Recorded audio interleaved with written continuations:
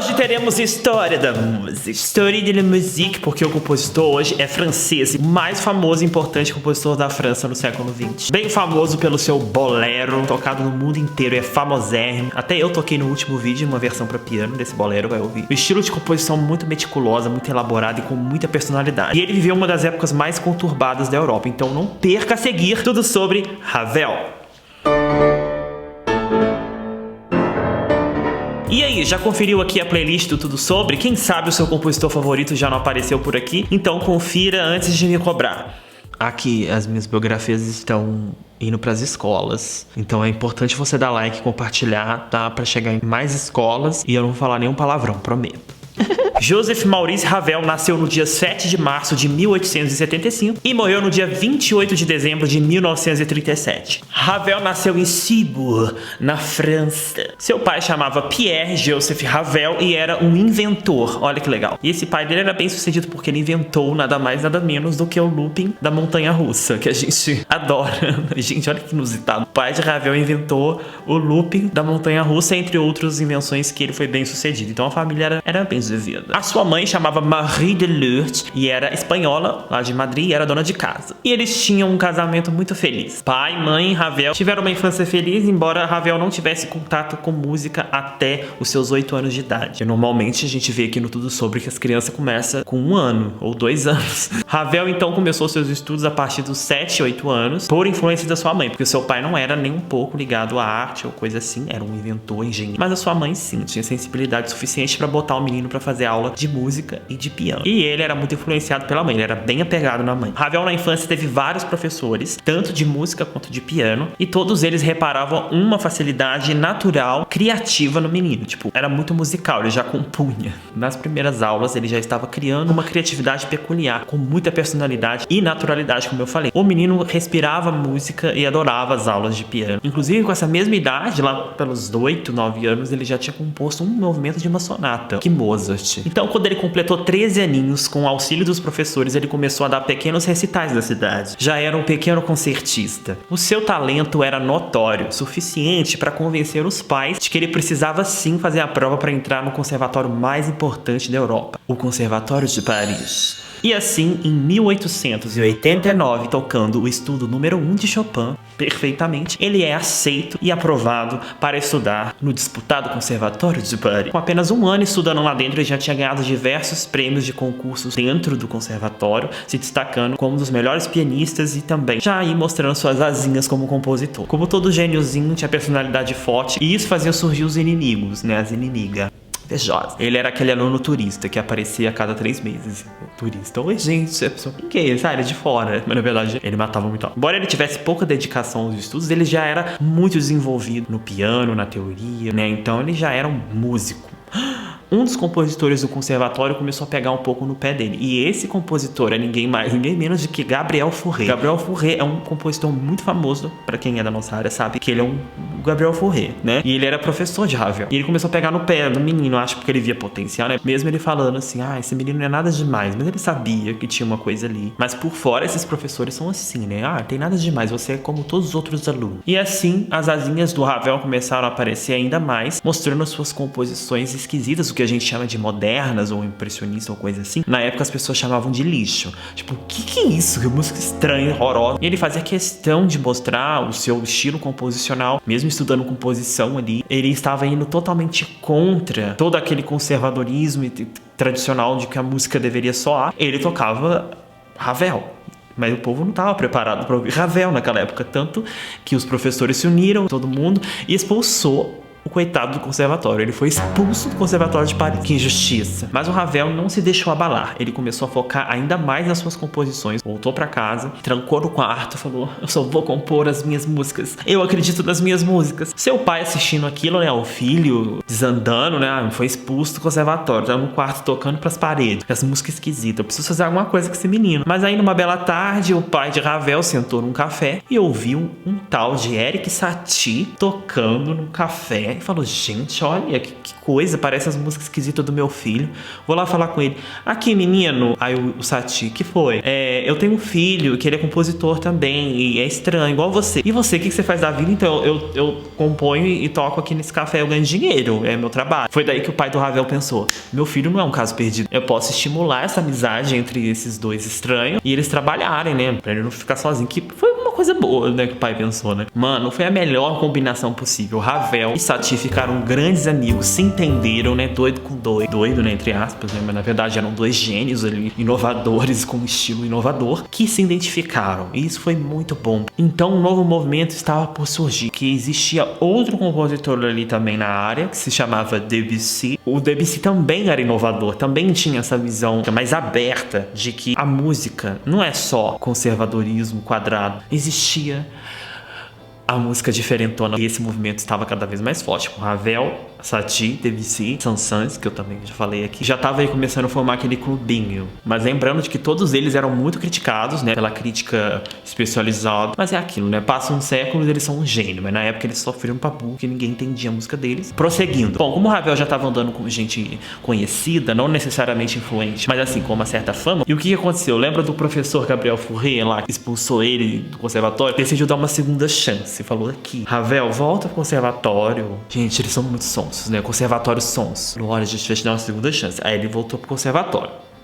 Mas nesse retorno, Ravel decidiu estudar somente composição em contraponto com o Gabriel Fauré para se aprimorar cada vez mais na área da composição, que é o que ele queria. Ravel desenvolveu demais a sua composição nessa época, ficou muito melhor. Tava indo tudo muito bem, ele tava lá compondo suas músicas, aprendendo mais sobre composição com Fauré, até aparecer um novo diretor no conservatório que causou, né, a senhorita Trunchbull da Matilda. Calhava de ser um diretor muito mais conservador, muito mais insuportável, que conheceu o Ravel, né, sob nova direção, e falou, o que é esse louco aqui na nossa instituição? Tira esse louco. E o Ravel foi expulso pela segunda vez do Conservatório de Paris.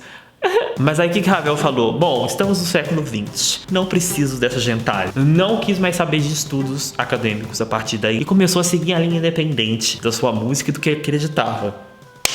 Mas o Gabriel Fauré falou, mano, eu te dou aula escondido aqui numa sala, no fundo. Você não precisa estar matriculado, porque eu vejo potencial em você, continua aqui. Aí Ravel meio que teve umas aulinhas extras, assim. Mas ele já cansou, ele não quer mais saber. Vamos seguir o bonde, né? Bom, como ele já tinha uma bagagem muito boa, já era um incrível pianista, um incrível compositor, ele começa a compor obras incríveis. E no ano seguinte ele escreve uma das suas obras mais famosas, né? Seu primeiro grande hit para piano, que é a música Pavane pour une femme défunte, que significa Pavane para uma princesa morta. Gente, essa música é linda. Vai ouvir. Inclusive, acho que é a mais ouvida no Spotify dele. E ele falou, gente, estou preparada. Vou estrear isso em público e vou mostrar, gente, olha a minha linda música. Aí ele arranjou de fazer um recital com essa música. Pra uma grande plateia dessa vez conhecer a sua obra. Mano, vocês não acreditam. O povo vaiava, o povo gritava, o povo ficava assim, gente, que coisa horrível é essa? A crítica especializada fez vários artigos metendo pau nele. Tentativa horrível de fazer música russa com técnicas difíceis e harmonia estranha, mas ficou um lixo. E você acha que isso abalou ele? Nem um pouco. Ravel tinha essa personalidade de não ligar mesmo porque as pessoas falavam. A gente acha que é uma coisa comum, mas na verdade poucas pessoas são assim. A maioria liga muito porque as pessoas falam. Cara, foi um escândalo. A música dele, quando começou a surgir no público, foi igual fazer uma exposição de arte com gente pelada. Que ofensa a música clássica, erudita. Tipo, mano, se você ouvir a música, é tão bonita, é tão maravilhosa. Pra você ver o que umas décadas pra frente não fazem. Mas é aquilo, o Ravel pensava igual a MC Melody. Falem bem ou falem mal, mas falem de mim. Porque ele sabia que toda revolução, ou seja ela de qualquer tipo, ela precisa causar alguma coisa pra aparecer. Porque é uma transição, né? É uma mudança. E ele tinha essa consciência por ser uma pessoa muito evoluída, assim como os outros amigos dele, né? O Erik Satie, o Debussy. Então ele tinha esse apoio também e essa mente evoluída. O problema é que Ravel, ele compunha muito lentamente. Foi um dos compositores que compuseram menos na história da música, porque ele era muito metódico, meticuloso. Pra sair demorava demais, ele pensava muito. Além de tudo, ele era uma figura. Ele era todo engomadinho. Ele era meio metro, ele era bem baixinho, tinha um cabeção. Ele era realmente uma figura.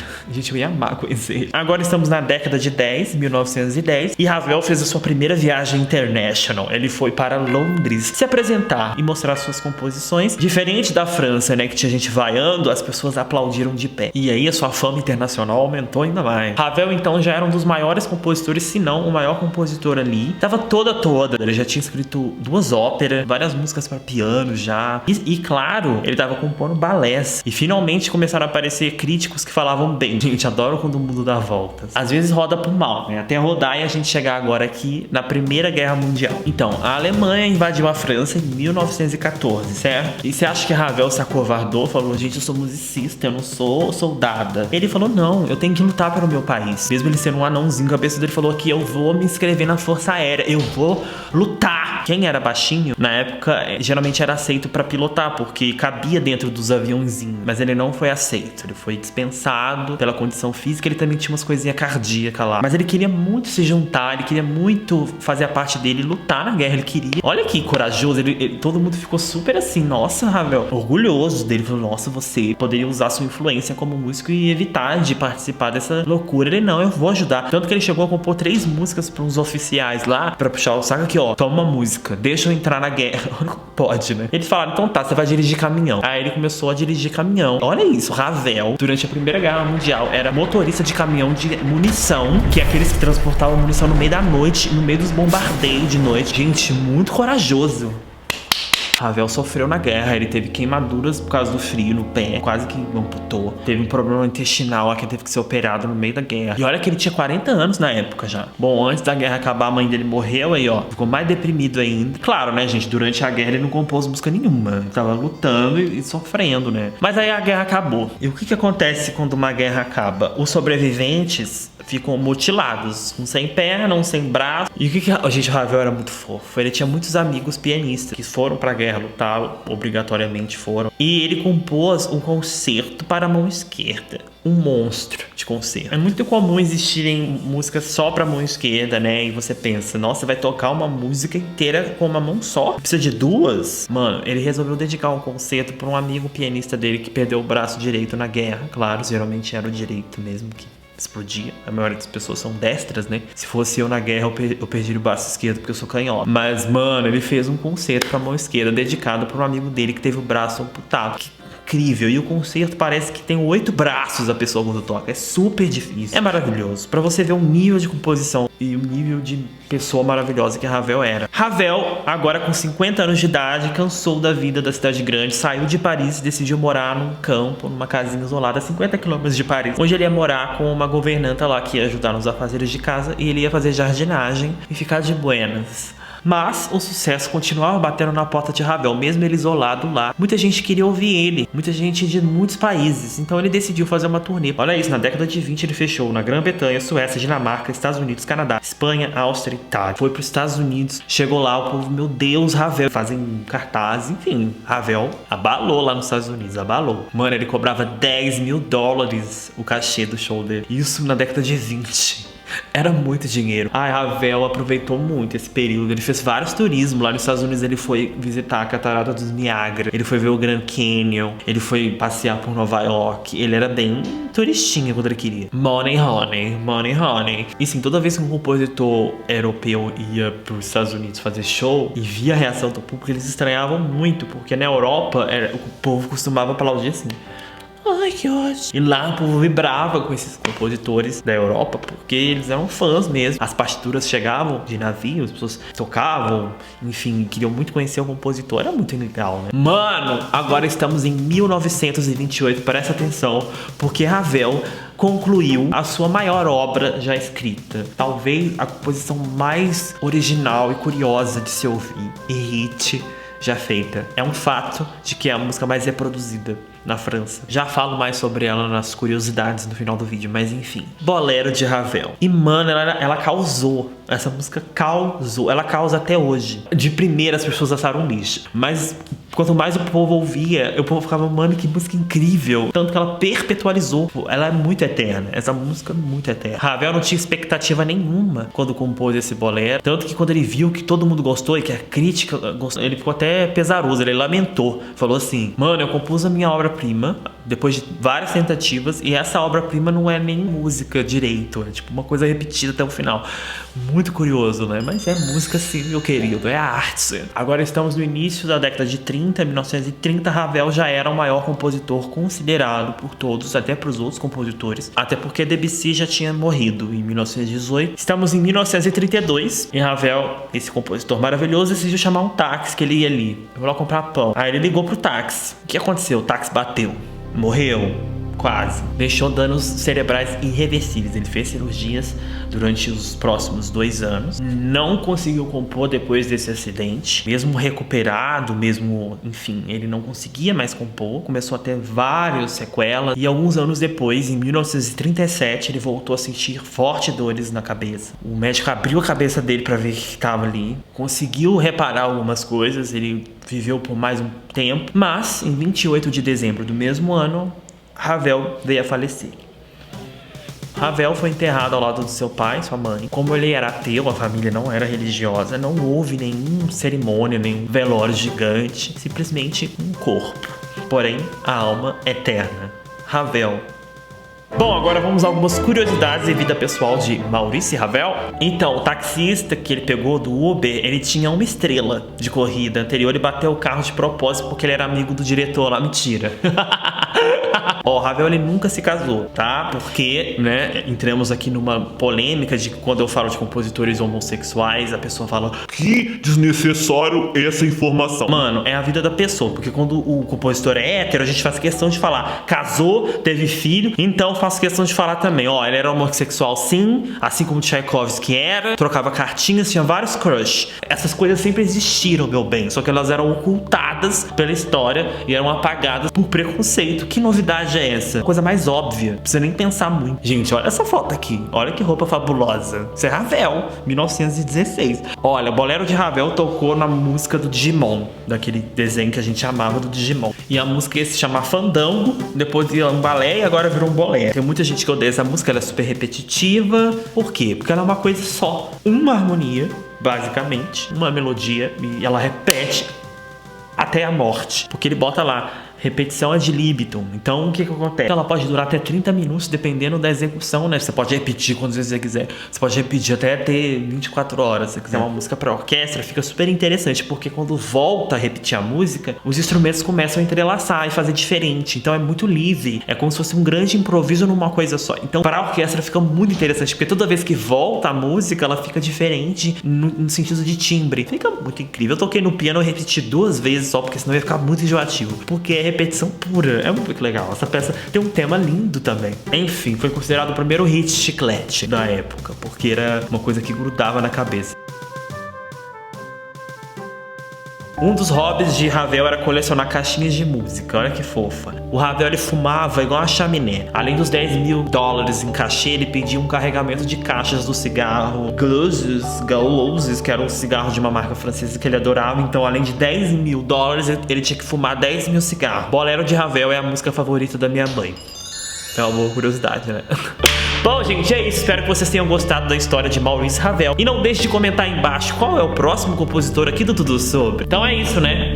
Um beijo do Franz.